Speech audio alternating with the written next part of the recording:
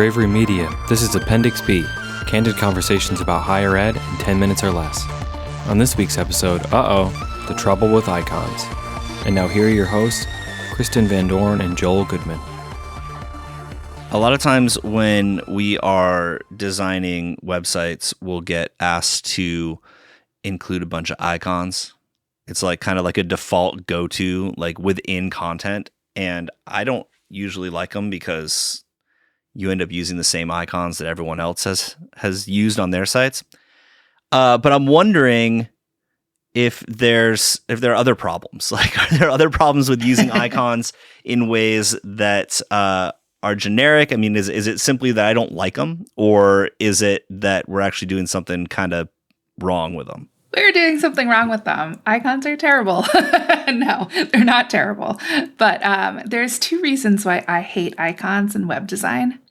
The first one is that I think, especially in higher education, when it can be expensive and time-consuming to get really rich images that describe, the concepts that we're laying out for students, usually they're like active photos or photos that are directly relevant to statistics or something like that. Right. We'll use icons as like a cheap illustration rather than develop our own creative. And I think that this causes a lot of downstream problems.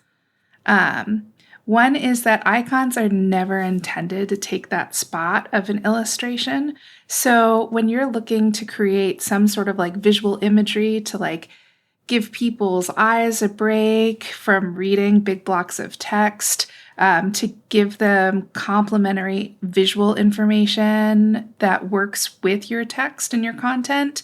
And if you use an icon to replace that, you're usually using an image that maybe isn't structured visually to take that space. So oftentimes we'll see icons that are blown up to be a little bigger, and icons aren't designed for usage that way. So I think there are a couple of ways that icons can be used, and a couple of appropriate ways. But it's appropriate within the context of your design, and maybe inappropriate as well. Like, I think if it's in wayfinding, like a lot of times icons are good. I mean, arrow icons and things like that, little carrots, like things that indicate that there's an action or that there's movement backward or forward, which that's a whole nother weird semiotic temporal sort of signifier that jumps in. I think back in the day before there were true accessibility standards for like code, a lot of times the idea was, you can use an icon alongside your navigation to give it additional meaning for people that may not understand what terminology you're using. But the other way to fix that is just to use better terminology that your users understand, right? But I do think you're right. There's a big problem when we start pulling these simple icons out and using them as basically to be a placeholder for illustration or for photos or for things that actually should be communicating more. And I think there are cultural reasons for that. It looks not great too, but it's cheaper to use icons, but cheaper isn't necessarily better in that sense. And I think, to your point, it's difficult to add anything when you're using a lot of text alongside an icon, or like a chunk of information. Like just use words. Like that's the easier way to do it. Yeah, I think you're hitting on a big point, which is icons tend to be conveying a concept in a really simple, quick to identify form. So oftentimes that is for an action we want our users to take, or it's to signify something that presents a new hierarchy of information. So a lot of times people will use icons to note that something needs to be paid attention to, or to try to make it a little bit more memorable. And those are all functionally good places to consider icon usage. It's just that the problem with also using them as like these mini illustrations that complement your text versus using an image, for example, is that you're also looking for the right icon to fit and Notion, and what may end up happening is you end up using these icons inconsistently. And inconsistency in iconography is just like breaking the whole playing field. I once worked on a project with a learning management system in UX where they had used like a little outline of an eye in several different locations, but sometimes it would mean they've turned the view on and off for students. An eye like your face, like an eyeball, yes. Not like yeah. Not like the letter I. And sometimes they would use it as a pay attention to this or you're viewing this, but like it was so inconsistently applied across different views that what we found in the learning management system is that we were putting information at risk. Yeah. That faculty could potentially share information out that they weren't intending to just because the icon was no longer functioning the way that it was intended, which was to give someone a direct cue about the state that they were looking at the product in.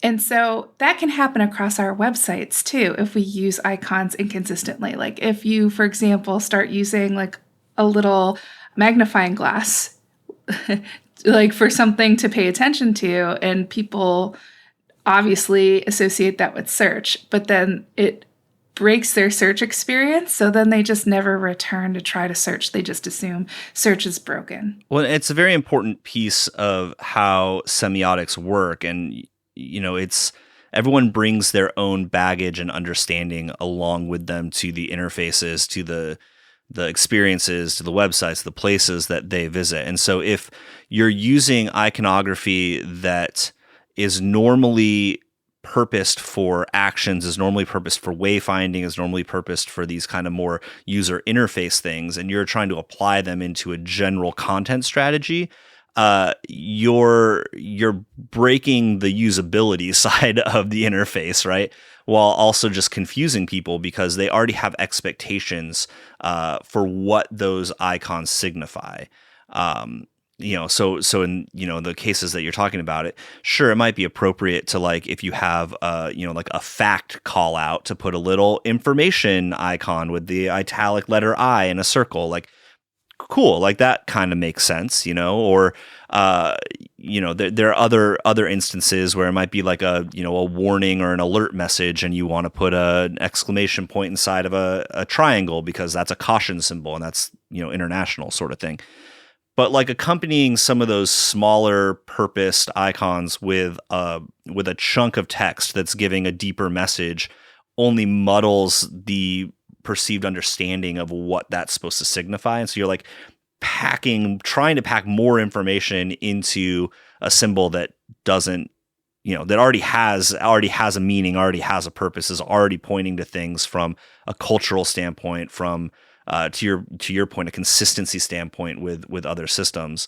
And it definitely undermines what you're trying to say with your content and undermines the usability of everything because you're just not taking into account the person that's there and what they understand that sort of an icon, that sort of a symbol to mean already. Yeah, it's a lot like emojis where like the meaning of them change over time.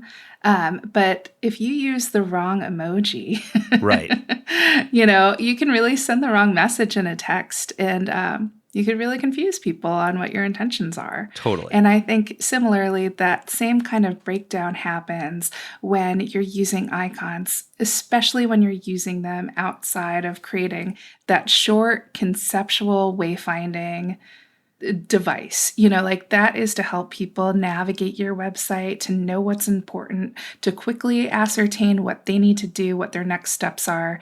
And when you start using icons as just sort of a way to kind of brighten up your page because you don't have a lot of other design elements or you don't have a lot of creative, so you're hoping that an icon will sort of solve the problem for you. You're creating those instances where, just like if you were to use the wrong emoji in a text, you're going to be potentially using the wrong emoji to convey something to your audience in your website. Thank you so much for listening to Appendix B. If you want to hear more from Bravery, please check out our newsletter, Higher Ed Hot Takes, at bravery.co/newsletter. Also, if you want to leave us a review on Apple Podcasts or Spotify, that really helps too. Thank you, and we'll see you next week. Bye-bye.